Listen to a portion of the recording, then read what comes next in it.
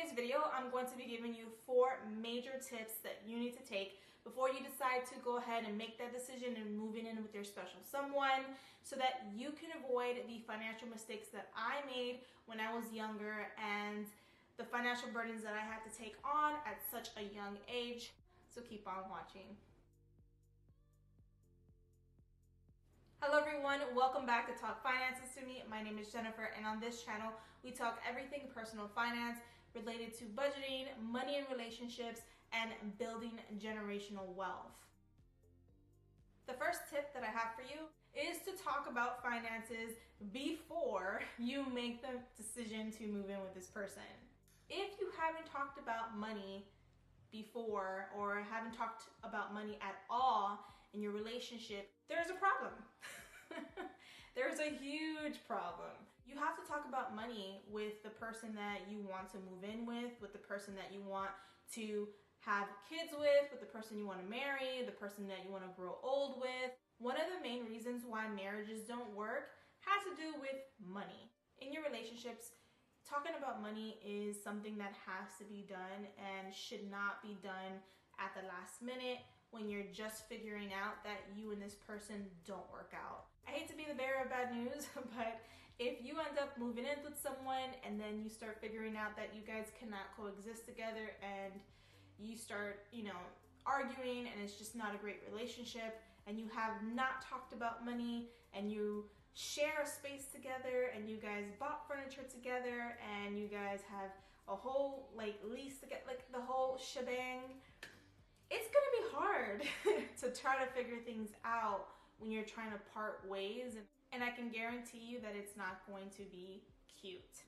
Talking personal finance to your special someone should be something that is not scary or that you should be nervous about. If you see that this person does not want to talk to you about money or they avoid having these conversations, then that is a red flag for you to know that maybe, just maybe, you should hold off on moving in with this person. Almost every single decision that you make when you live with someone requires some form of money, whether that's putting money down for a deposit, paying the monthly mortgage, paying the monthly bills, putting food on the table, buying furniture, ordering takeout for you guys to eat dinner. All of these things require money. So if you can't have this conversation before, please, please, please do not even waste your time moving in with this person until you guys have a conversation about money. Talking about money can be a daunting task. A lot of people do not like to talk about money because it's uncomfortable for them. They probably grew up in a situation where talking about money is disrespectful, which I know a lot of people that are like that, or talking about money is just something you don't do. But if you intend on growing with this person and making decisions with this person, you have to talk about money, and it's best to do so in the early stages of your relationship. That way you know who they are as a person when it comes to money, if they're a saver, if they're a spender, things of that sort. So tip number 1 is definitely establishing that comfortable space when it comes to talking about money and being able to talk about money in the first place. Very important. I think it's something that should be done before you make that huge move. Tip number 2 is setting up an emergency fund before you decide to move in with your special somebody. So emergency funds look different for everyone. My emergency fund will be completely different from a person who is single with no kids. Setting up an emergency fund of at least 3 to 6 months is usually the rule of thumb, to have in a separate bank account that you can easily access for real emergencies like losing an income or trying to pay for a bill that you don't have the funds for, or maybe even having a flat tire that you can't afford to pay within your budget, something like that where it's an actual emergency. If you can talk to your significant other and explain the importance of having an emergency fund before you two move in together, that's even better. The both of you guys can have an emergency fund set up and you guys are set just in case emergencies come. If one of you guys lose an income, if the both of you lose an income, you guys have enough money for an emergency.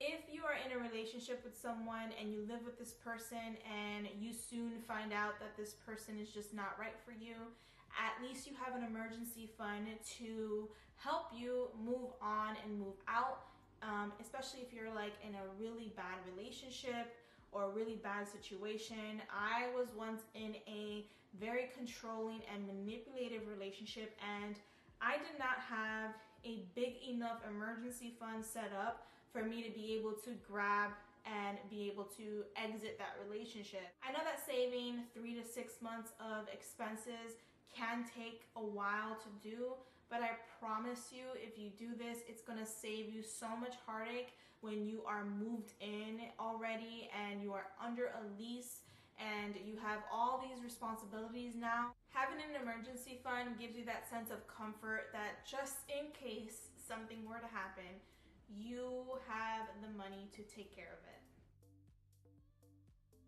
The third tip that I have is to do your research. Doing your research consists of many things. One of them is researching the person that you are moving in with.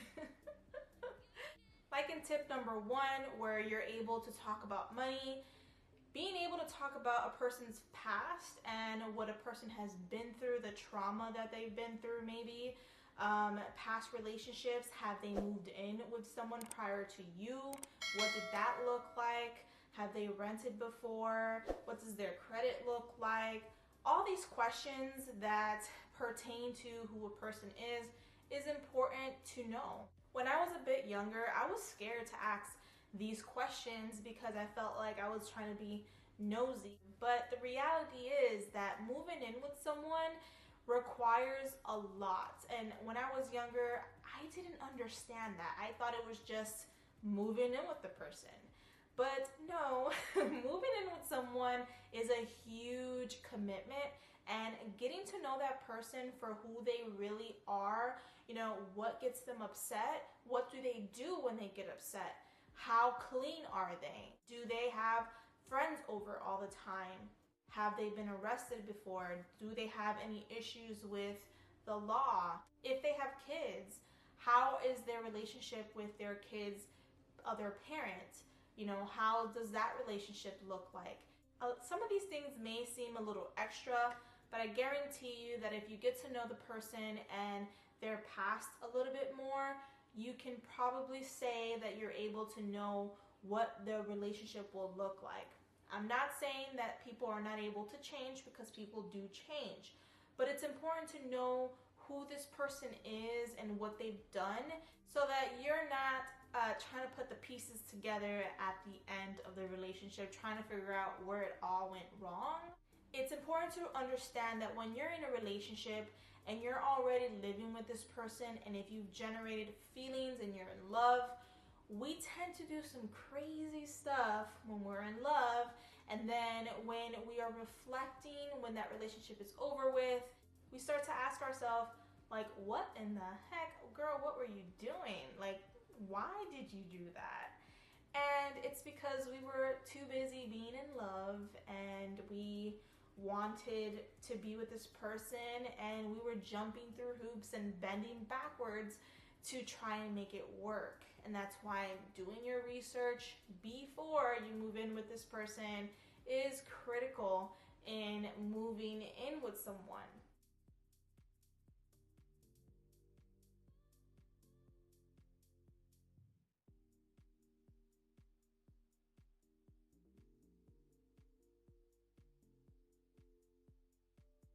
My last and final tip is making smart moves when it comes to your future. So anything that you do within moving out and sharing a home with someone and in a relationship, it's important to make smart financial moves that is not going to hinder you in the future. For instance, your lease. You want to make sure that you and your significant other are both on the lease so that you both are responsible for this place. If you cannot personally afford this place on your own, I wouldn't even rent the place to begin with, because if this person decides the next day to leave, or maybe you decide to leave, it's not a huge burden that neither one of you guys can afford to pay.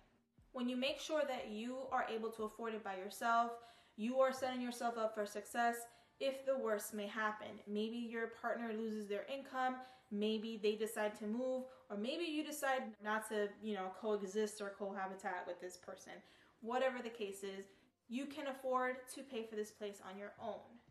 If you are not going to include this person on the lease, then you definitely have to make sure that you are able to afford this place on your own without getting help from this person.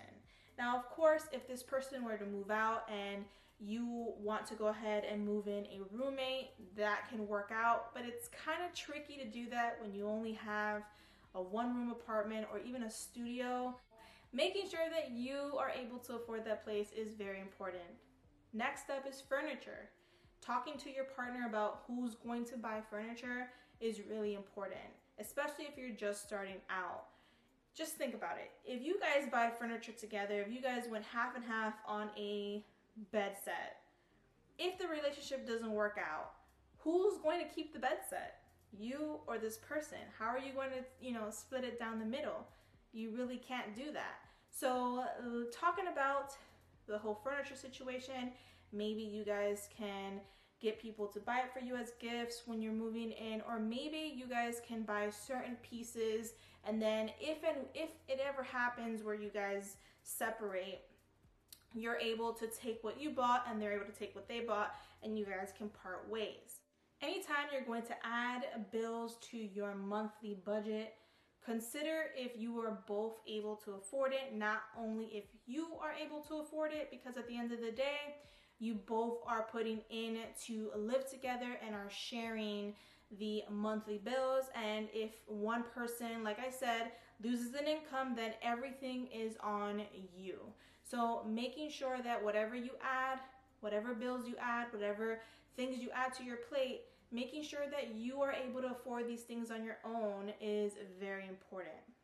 Always remember that when you're renting, especially if you're renting from a major company or from an apartment complex, they run your credit, and if you just so happen to get evicted or maybe you're unable to pay your rent, these things get reported on your credit. And if you end up in a relationship where this person leaves or you want to leave or whatever the case is, this will ultimately be on your credit and can affect your credit for the next 7 years of your life. I hear so many stories of women who live with their boyfriends and they start to put everything under their credit by themselves, and then the relationship doesn't work and they're stuck paying or responsible for all the debt on their own. If that breakup was an ugly one, good luck having them help you pay for whatever debt you guys accumulated together. Being smart about purchases and credit cards and what you guys place on these credit cards is important, because you always have to remember that you are ultimately responsible for these things. So if this person leaves, or if you hate this person and want to leave, you're going to have to pay for these things. So always set yourself up for success when it comes to making these huge money decisions in your life when you're living with someone. That concludes this video. Thank you so much for watching. If you're new here, consider subscribing. I make weekly videos all about personal finance, and I would love for you to join our small family here on YouTube. Until next time, guys, bye.